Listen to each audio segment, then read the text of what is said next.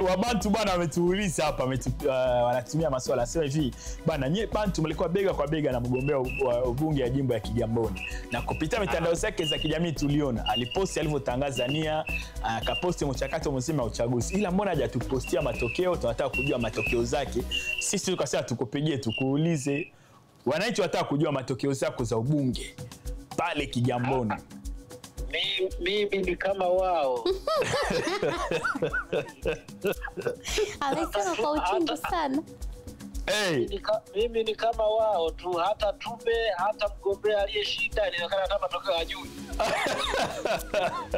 Kwa hiyo tuendelee tu kulijenga taifa. Nini kimetokea Eriko? Pamoja na confidence zote ulikuwa nazo zile. Naam. Nini imetokea na confidence ulikuwa nazo kwamba utashinda na haijawa hivyo? Ndio ni kweli. Kwa mfumo tulionao tunahitaji mabadiliko kwa kweli, mabadiliko makubwa sana na hili tutaendelea kulipambania. Kwamba tunahitaji mabadiliko ya mfumo wa uchaguzi Tanzania. Na mapambano yetu hayajaanza leo. Yameanza tangu mwaka 92. Kwenye tume ya Jaji Nyalali tulitaka mabadiliko hayo yaanze kwenye katiba. Mzee Maki Bomani aliweka msingi huo kwamba tupate mabadiliko ya katiba. Mfumo tulionao wa leo wa tume ya uchaguzi tulionao leo. Hata angekuja Kigamboni ama jimbo lolote Tanzania kagombea Yesu ama Mtume Muhammad chini ya CCM hawashindi. Tumeona kuna majimbo wameshinda ikiwemo chama chako cha Chauma kimepata mbunge hapo Segerea.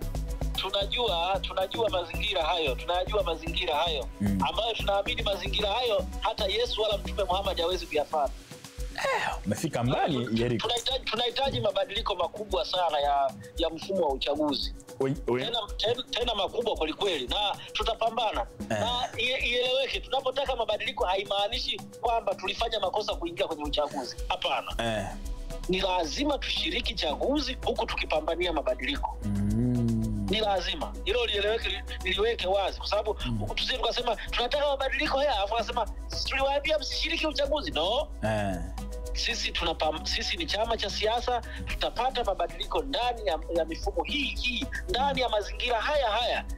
Tutaendelea kupambana huku tukidai mabadiliko huku tukishiriki huku tukijenga vyama vya siasa. The Bantu